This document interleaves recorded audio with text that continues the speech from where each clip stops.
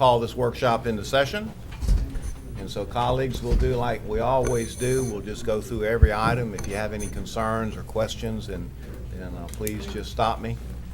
And Superintendent, I know you have staff in the audience, and there may be points where you choose to have them come forward. And please, sir, just let me know when you want to do that. Excuse me. All right, so we've got the first item of business is called to order. Second item is to approve the agenda. And so I do have a couple of agenda changes here that Ms. Mary has given me. And that will be a deletion of item 3.1, the recognition of the Baker girls volleyball team. And I believe I understand, Superintendent, that we're looking to move that to February the 12th. That's my understanding. Okay. And but we understand that those athletes participate in many different events, and often so do the coaches. And so I know that you'll work with them to see if we can find a time when they all, or at least most of them, can be available. Absolutely. Okay. All right. And I have a note on here that there are no public hearings this evening. Okay. All right, so then we go ahead and move down to item 3.2, recognition of the 2024 Elementary Assistant Principal of the Year, Jordan Berry, presented by the Superintendent. 3.3, recognition of the 2024 Secondary K-12 Assistant Principal of the Year, Lucretia Waskow, presented by the Superintendent. 3.4, recognition of the 2024 Elementary Principal of the Year, Jason McClellan, presented by the Superintendent. And then 3.5, recognition of the 2024 Secondary K-12 Principal of the Year, Mr. Charlie Morello, presented by the Superintendent. That'll be a lot of folks. Yes, sir. Okay. All right, Section 4, Administrative and Personnel Appointments. Appointment of the Assistant Principal to 10-month at Elliott Point Elementary School, recommended by the Superintendent. 4.2, Appointment of the Principal of Richburg School, recommended by the Superintendent. And then 4.3, Appointment of the Principal at Shalimar Elementary School, recommended by the Superintendent. Section 5, Public Comment on Agenda Items Only. Section 6, Committee and Staff Reports. That will be workshop and only. So 6.1 is in-county travel, 6.2 is out-of-county travel, 6.3 is quarterly report for short-term facility use contracts, 6.4 is quarterly report for service agreements under $10,000, and then 6.5 would be the State of Florida State Board of Administration Local Government Surplus Funds Trust Fund, Florida Prime, an external investment pool for the fiscal year ended June 30th, 2023. All right, Section 7, Consent Agenda. Approval of the consent agenda. 7.2, approval of the minutes of the student disciplinary hearing of January the 8th, 2024. Minutes of the workshop meeting January the 8th, 2024. Minutes of the regular meeting of January the 8th, 2024, all recommended by the Superintendent for approval. 7.3, appropriation of District 3 School Board member capital outlay funds to Baker School for Clear Touch panels in the amount of $5,012, presented by Ms. Linda Vanchek. 7.4, appropriation of District 3 School Board member capital outlay funds to Baker School for track covers in the amount of $2,269, presented by Ms. Vanchek.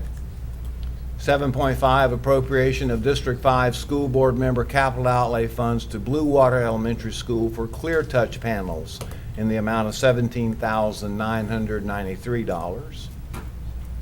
7.6, purchase and sale agreement for real property in Crestview, Florida, and authorization to advertise for a public hearing, presented by Dr. Smith and recommended by the Superintendent. 7.5, tag on bid purchase over $50,000 for weatherproofing technologies, presented by Mr. Wyndham and recommended by the Superintendent. 7.8, tag on bid purchase over $50,000 to the Apple Store for education, presented by Mr. Wyndham and recommended by the Superintendent. 7.9, invoices to be approved for payment, presented by Ms. Perry, recommended by the superintendent. 7.10, school donations, presented by Ms. Perry and recommended by the superintendent. 7.11, payroll warrant register and accounts payable warrant register totaling $39,817,942.92. Self-health insurance claims and fees totaling $2,890,320.87. And bank transfers totaling $0 for December 2023, presented by Ms. Perry and recommended by the superintendent. 7.12, addendum to the agreement between the School Board of Okaloosa County and KEV Group Incorporated, presented by Ms. Perry, Chief Financial Officer, and recommended by the superintendent. 7.13, School Board Resolution 24-03, establishing its intent to reimburse certain capital expenditures with proceeds of a future tax-exempt financing, providing certain other matters in connection therewithin, and providing an effective date, presented by Ms. Perry, Chief Financial Officer, and recommended by the superintendent for approval. 7.14, agreement to grant Florida Power and Light Company a 10-foot wide utility easement at Bob Sykes Elementary School, presented by Dr. Smith and recommended by the superintendent.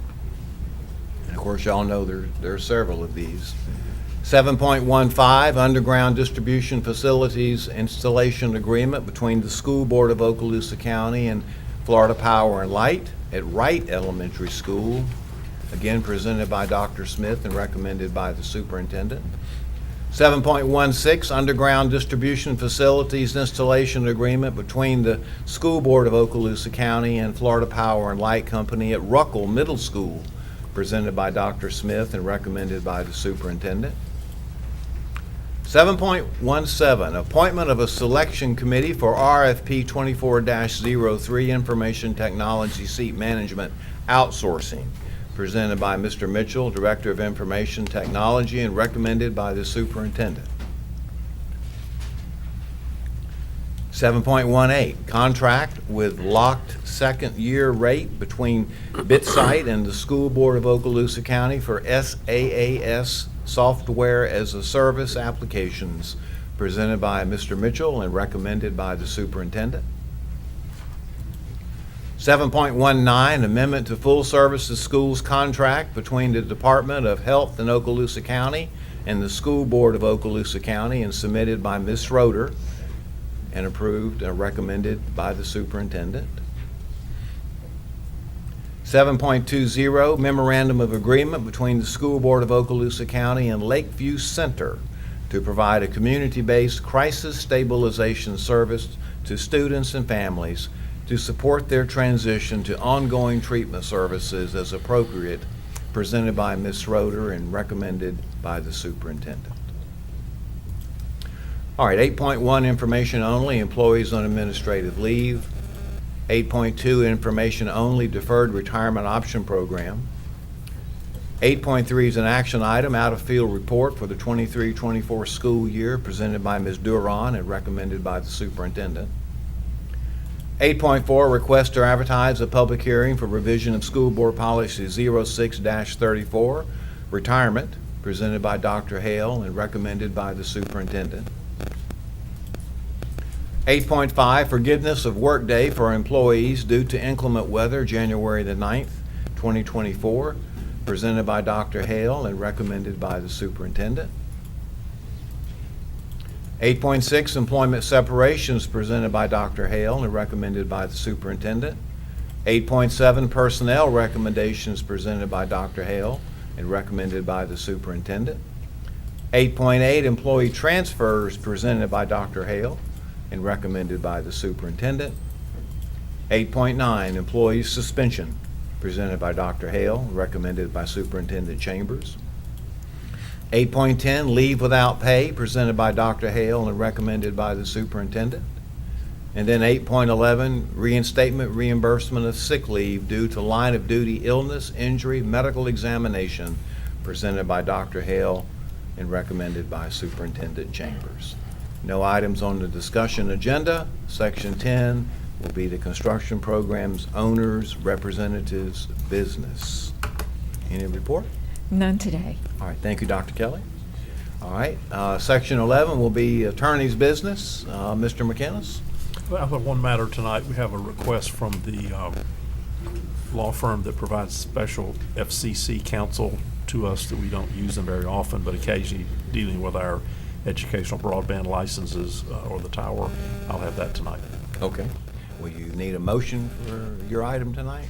Yes, sir, because they're requesting an adjustment in their hourly rate. Okay, so board members, y'all heard that. I'll need a motion so we can do business.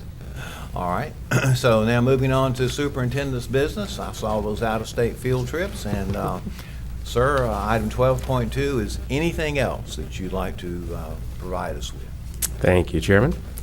Do want to share just a couple of reminders and then a couple new items as well. And then I'll have a couple district staff come up and do a small presentation.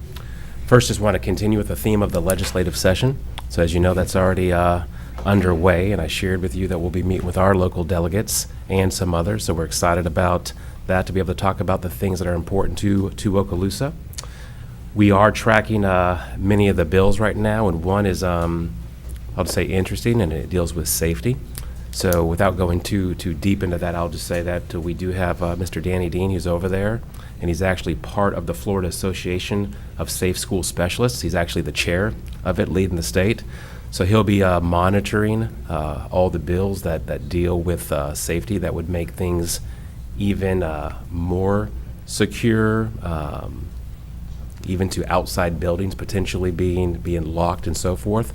And of course, we want to do everything that we can do to be safe, but it'll be a cause and effect of things that school districts will have to do to put like salt toe locks in place, like we're already under the starting that process. So we're just watching that bill and bills very closely, along with many others. Mr. Chambers, I believe that safety bill that they're trying to push through right now will require us to have people at gates and all that, even during non-school functions. Even potentially after school. Yeah, right. If there's a practice, a game, any type of an event, as it is written right now, and if there was a gate that was open, someone would have to be there manning that. And I think all of us, we talk about it all the time, safety is number one. But just definitely want to give input into that process. We're all about enhancing safety. Just want to make sure that we're all on the same page. Hopefully funding will come, if I that was gonna does say, pass. how are we gonna Hopefully fund it? funding will, and again, we're all about safety, but I'm sure some funding will follow. let's hope. Do want to say also the budget process, like I shared last time, is underway. Matter of fact, today Ms. Perry is sending out our district department budgets, and so we're starting that for the 2024 to 2025 year. Seems like we just did that. It seems like it. And as you know, the session will end earlier this year, so we're on a more condensed timeline in terms of what our process. Also, FTE projections will be due I believe in February. So that's part, as you know, part of the budgeting process as well. Ms. Perry and Mr. Horton did a good job at the last principals meeting, gave them the entire budgeting timeline from now all the way through the summer, so the schools know when their budgets will be due as well. Shared with this board, we've talked about ESSER and those funds going away. As a senior staff, we've been talking about this now for over a year. We've talked with principals even more specifically and more in depth at the last principals meeting as well. We will be pulling groups of principals just to talk about next year and getting their input as well. So we will go into this next budget process prepared. We will come to you with a balanced budget. So I will say that, but a lot of discussion has already occurred and will continue to occur as we go forward. There will come a time in the second semester, like we always do, where we'll sit down with each of you individually, kind of share where we are and get your thoughts as well. Do want to say this past weekend we had the Martin Luther King Jr. poster and oratorical contest at Niceville High School. So I appreciate Mr. Morello and his staff hosting Dr. Seals and outside organizations did a fantastic job. It was very cute watching those K through 2 kids give their speeches, but all the grade levels. So elementary was represented all the way through high school. Some very powerful speeches and great research was done. But as I said to a few of the elementary kids, at that age, and even middle or high school probably, I would not have wanted to stand up in front of all those people and deliver speeches, but they did a great job, and the posters were fantastic as well.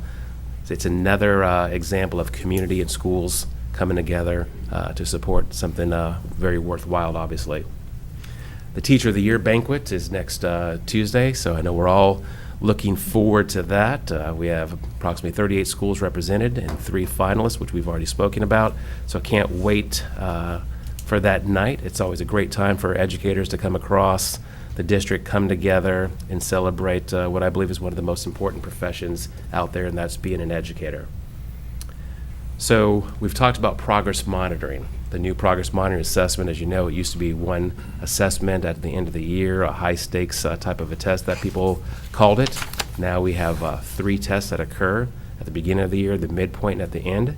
And part of the purpose of that was so you could see the starting point. At the mid-year, you can see where growth is and make adjustments. Now, like we've shared before, we already had things in place here at Okaloosa where we've done that. But Mrs. Lightbourne and her group have done a great job, and if you start coming forward, of really diving deep into the data. We're not going to go as deep today. She's just going to give a little bit of information. But again, at the last principals meeting, we really went into the data, because this will also start the push for the second semester mid-year reviews and our plan going forward for the end of the year. Hi, so I get to do good news today. When we looked at our data, we looked at us compared to the state. So we are green and the state is blue, and that is the percent of students who are proficient currently. So if you look at 3rd grade, we're above the state. 4th grade, we're above the state. 5th grade, we're above the state. This is all math in the first one. 6th grade above the state. And if you look at 7th grade, we are soaring above the state, and 8th grade. And then if you look at ELA, you will see the same, and we go into high school in ELA.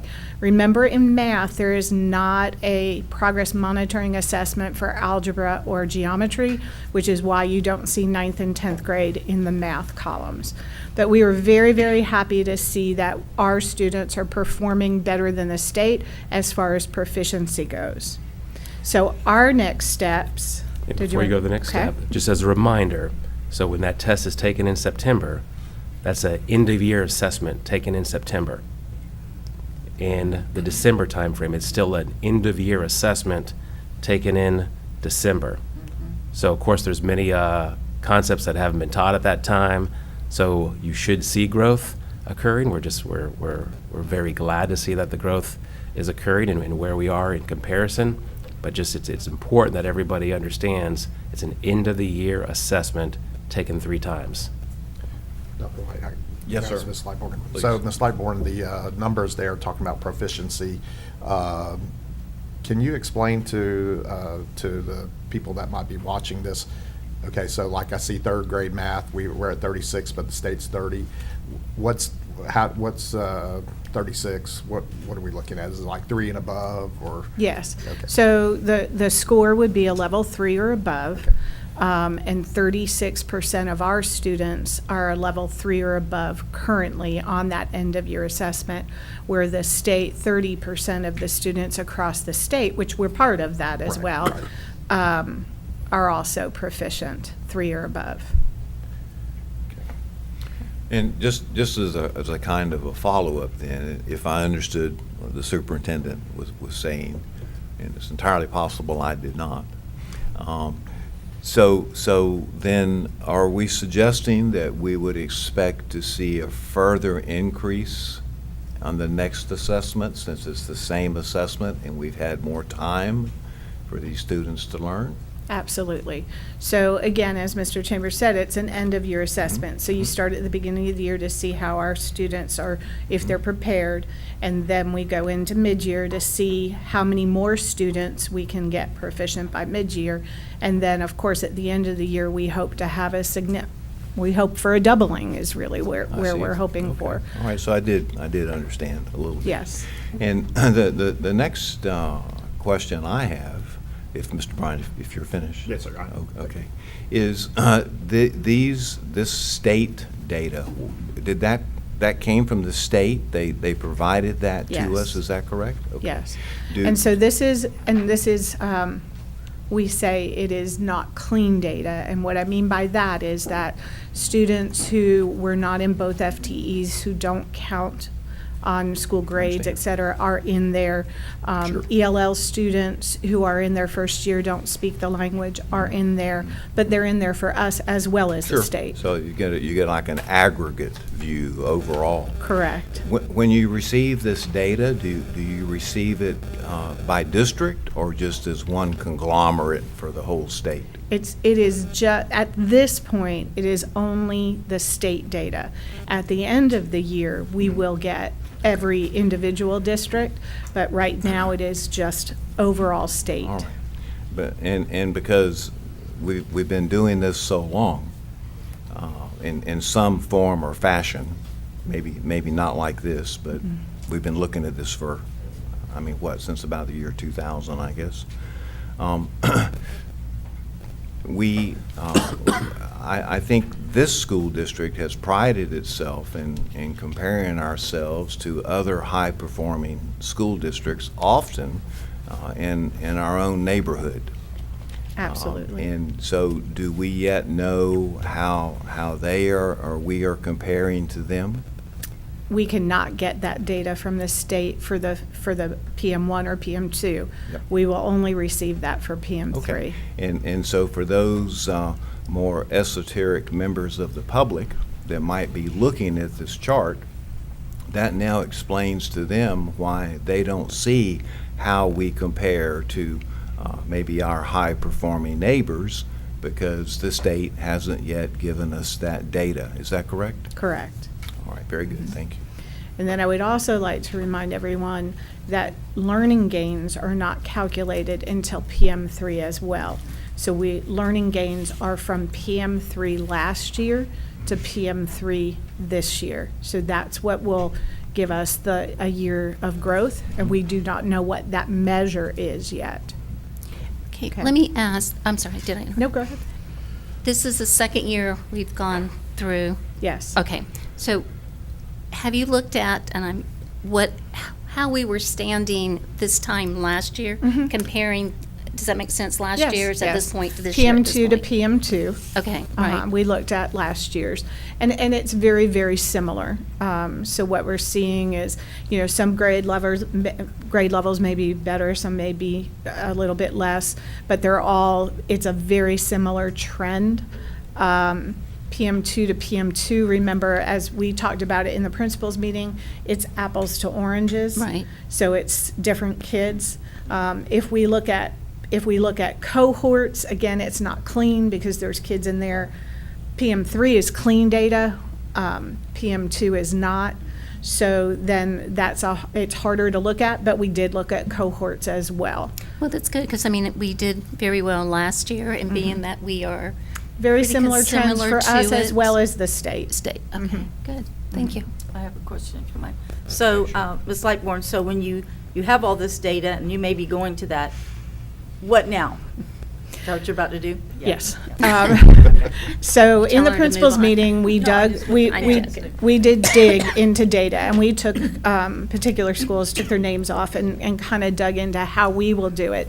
So we have scheduled, for the entire month of February, at the district level, we'll be doing district level mid-year reviews. So what happens is the principal, the AP, they come in, they meet with me, Tracy, Brooke, depending on who their evaluator is. We look at their trends. We look at PM2 to PM2, we look at PM2 to PM2 cohort, and we look at PM2 to PM2 across apples to oranges, right? Then we dig down into teacher data. Do we see, is it maybe a new teacher that's causing a dip in that particular school that maybe needs some additional support? Or is everybody soaring? And so you've got a great grade level. So would that teacher or multiple teachers be willing to have other people come in and watch what they're doing, or at least have a conversation with them and talk about what they're doing? So we dig down from the state level to the school level to the teacher level, and then from there, the schools go back and they do grade level and or department meetings. And then they'll also go down and do an individual. So we've been pushing this year that it's an individual meeting, teacher with admin, to really dig down to the student level to see if there are students that need to be moved. So this is always happened. So do we need more students in POC? POC meeting tutoring. Do we need some of the students in tutoring, do they need to be in there any longer? Perhaps they are one of those proficient students and maybe they don't need that support any longer. So they dig down to the student level at the school level. So if I'm a parent and I'm looking at all this, how ultimately, how am I involved, or what options am I given? So it is in, currently your student scores should be in focus. And then the schools can also print out a individual student sheet for a parent as well. So that could potentially be coming home, but it's also live in focus. So the parent can go to focus and see how their student is achieving at this point. Which is so much better than go all year and then big test, pass or fail.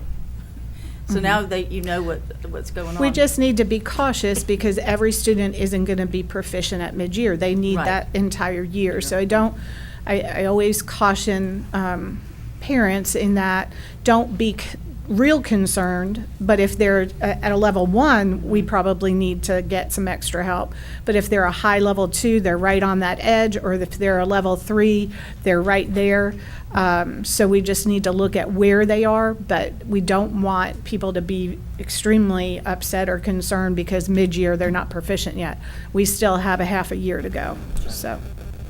With your science degrees, you really do dissect this information ma'am. down to the. It's one of my things I like to do. I do. Tracy, too. We Yeah, both- get right down to the point, too. Yeah. Nice job. Yeah. Oh, is that all? Anything else? Okay. Nice job. Thank you, Ms. Lightbourne. Thank you, Ms. Lightbourne. And Mr. Meyer, if you'd come forward. Just want to, at each of our board workshops, just want to give a smaller update on just different projects. So it might be classroom additions, it might be the multipurpose buildings. But for this one, just want to get an update on where we are with roofing. And I think to this board, as you know, when we took the overhead shots, you may have seen 60 different patches, and now we're actually fixing roofs completely the right way because we have the funds to do so. Mr. Meyer? So thank you, Mr. Chambers. So over the last few years, we had made roofing definitely a priority. Up until probably 2 years ago, we were patching. It was very difficult to do a whole school with the amount of funds that it takes to do that. But here's from August 23 what we have completed. And a lot of these are either full roof repairs or partials. Mary Esther, the complete school was redone. Edge, majority of the school. Crestview Gym Auditorium building were done. Pryor's Gym, Fort Walton Beach's Fieldhouse, Choctaw's Fieldhouse, Blue Water Elementary and Walker were both complete redo. Some of this, working with Jacobs Titan, are there local contractors, are there contractors that we can get what type of roof it is? Blue Water and Walker, they were shingles. We were able to use different contractors for those schools and continue with what we were doing. So some of this has to be laid out systematically, but we're getting to the areas that we identified as a priority. So in progress, using 1.5 funds, we are now working on Choctaw's front entry, which is a canopy, and Lewis front entry. That's coming along pretty good. We have currently pre-GMPs for Plue and Kenwood, which are going to start this summer. And Pryor and Meigs are in design work. Pryor, we're going to try to get done this summer as well. So these are either underway or about to be started. And Mr. Meyer, Yes, sir. and I think the board will know on Plue and Kenwood, as you know, the shape, the design, it offers some challenges. So, but it's good that we're. Kind of looks like that side there with A+, all the. Oh, exactly, exactly. The mathematical shapes. And then, so that creates some challenges, but it's good that we're getting on that. And then I think Meigs is also a priority school to really look at the roofs there, which I think is going to make a difference. And it's something that people don't necessarily see, but it's so important. Absolutely. And with Plue and Kenwood, there was a lot of thought on that. Should we stage that part of the school this summer and then the next? Right now, we have a contractor that says they can have it done during the summer, which could affect summer school at those schools. But right now, we feel confident that we can get it done in one summer. So, but it is difficult on the design of that school. Task order 20 right now is priority roofing, and that is Longwood, which is done. We have Laurel Hill, Richburg, and Crestview. Those areas of those buildings are done now. Fort Walton is underway. We've had some severe weather on certain parts of the week where they have to come back and clean up as they continue to work on the roof, but we're working through it, and the principal's been great to work with. That's a large coating on Fort Walton Beach High School. Silver Sands is underway. Ruckle and Niceville are going to start as soon as Silver Sands is wrapped up, but not entire school being done, but buildings that were in rough shape, they're getting fixed. So. And Mr. Meyer, before you go forward on the coating, just for the board and just for folks who might be listening, just the difference between coating and maybe completely redoing the roof. Yes, sir. So the roof has a warranty, and at some point in the warranty, if you put on a new coating, it extends that warranty just another 20 years. So if it doesn't get to the point where you have to completely take off the roof, you can do a coating, and Fort Walton was just in the time frame where we could do a coating. So we're happy about not having to rip the entire roof off. And I think, and just correct me if I'm wrong, so it's a way to look at funding, making sure that we're maximizing those dollars. And if a school is a candidate for coating, it's according to the experts, it's something to look at because it has a warranty, a 20-year lifespan from what was shared with me, versus completely redoing the entire roof. So the goal is, fix roofs, but if you have the ability to do the coatings, that's a good thing as well. So here's some pictures of the ones that are done. Longwood, you can tell the picture on the left, it was in really bad shape.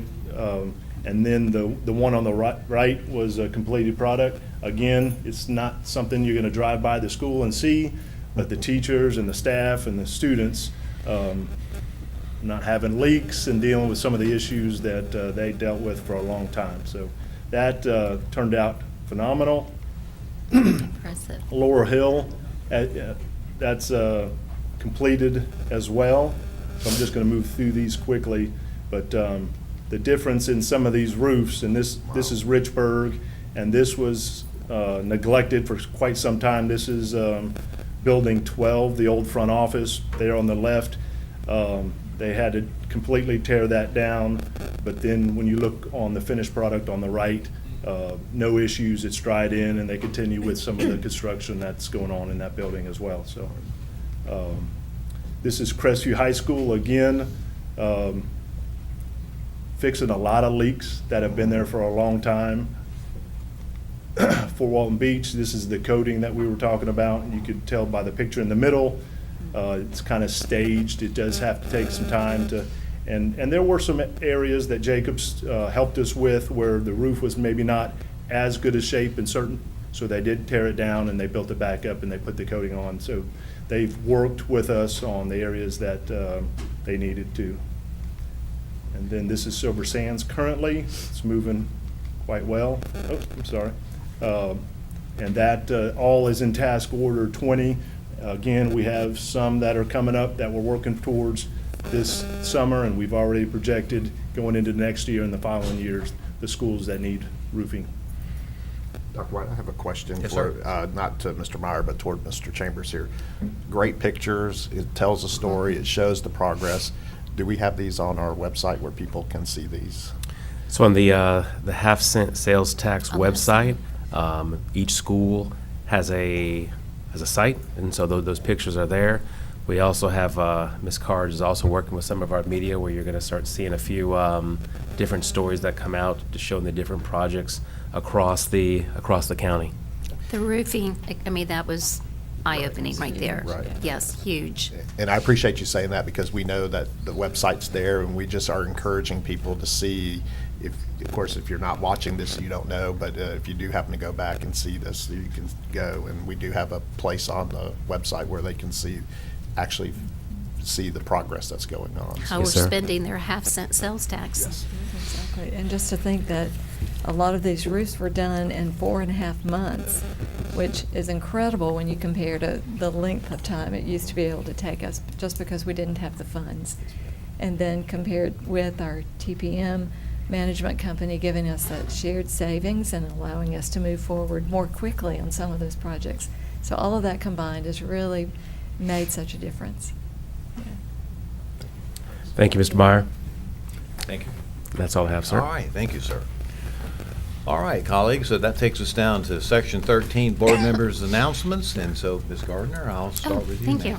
I'll have a couple of things later this evening, but, you know, I'm a fan of the Catch the Wave, and I was just reading this past weekend one that went out, and you mentioned a few minutes ago, it seems like we just did that.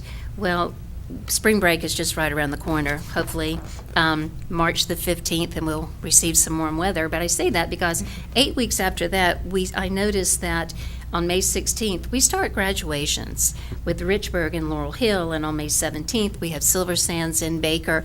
We just did that graduation. And I say that because for our parents to really look at their school websites, look at the calendar, this is happening quickly, and there's a lot of dates, a lot of activities going on, and it's going to be right here.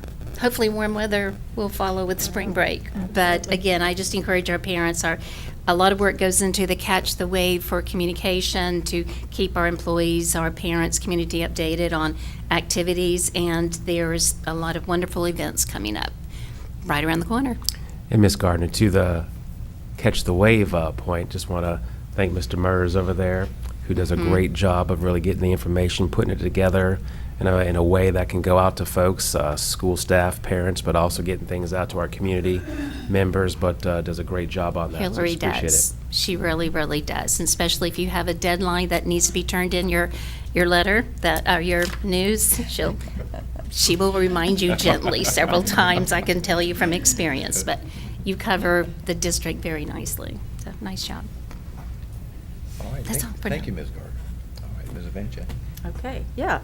And Ms. Demers had a lot of good training back in her high school days in the journalism program that I might know about. Just saying. Anyway.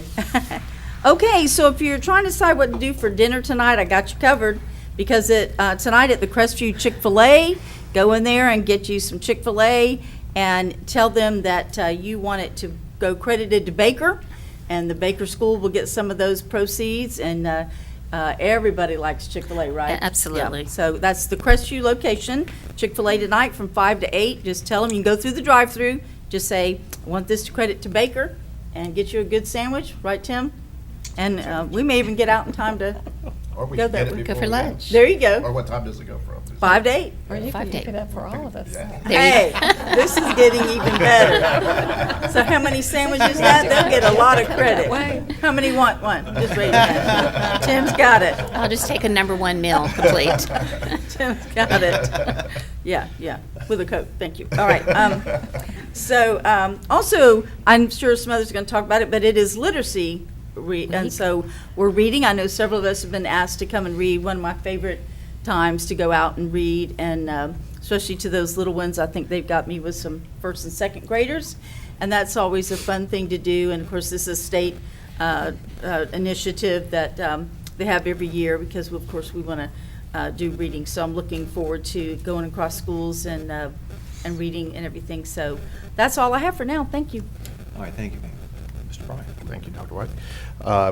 First off, I'd like to make a request. As you know, I'll be leaving tomorrow afternoon for FSBIT, our quarterly meeting. So, of course, I would like to have Mr. Frakes come in the second meeting in February just to give an update of what we're going to be discussing this go-around. But we were talking about construction and all the good things that are happening. Tomorrow, we'll be at Crestview High School to do the ribbon cutting for the 8 classroom additions. Really excited about that. And then next month we'll be in Laurel Hill to do theirs.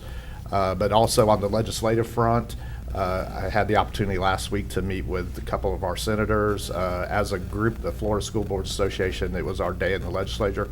I think every representative and senator was talked to, just talking about the things that are going on education-wide. And I was really happy to be able to meet with Mr. Trumbull and Mr. Broxton's legislative aide, and to be able to give them Okaloosa County's priorities. And of course, talking with the senators, deregulation is the big thing in the Senate right now, along with school safety and some other measures. But really hoping we get that dereg across the board, across the finish line. That's going to be favorable for public schools. So, and that is it. All right, thank you, sir. Okay. Dr. Kelly. Thank you. Well, I do have a few, so I'll read so that I don't mess up these names. So we have Niceville High School senior lacrosse player Garrison Lemire was named the 2024 Taylor Haugen Trophy winner. That's a big deal. Congratulations to Ms. Marshall's 6th period Foundation of Web class. All of her students passed the Knowledge Pillars Certified Editor Industry exam on their very first try. That was big. And then the next meeting, just a reminder of the Sales Tax Citizens Oversight Committee, is March the 12th at 4 o'clock in this building, this room. And from Lewis School, Mike Wilson, who's the band director, on Friday was surprised with the $250 Thank a Teacher Award from HCA Florida Healthcare for his dedication to the students there at Lewis. And this is special. From Niceville High School, Abigail Gunter will compete in the para division for Niceville's track and field this season. If you haven't met Abigail, you need to do so. And I'd just like a shout out to the Navarro family for providing her with a throwing and sprint chair. So that was pretty special. And then I'd just like to say congratulations to our own Julie Perry and the Finance Department for another clean audit. So thank you. That's all I have. All right, thank you, Dr. Kelly. All right, now I'll have some exciting announcements about Choctawhatchee this evening. And with that, before we adjourn, Superintendent, the attorney, anything else before we conclude this workshop? We're good? Staff, anything? Associations? Nothing? All right, we're done.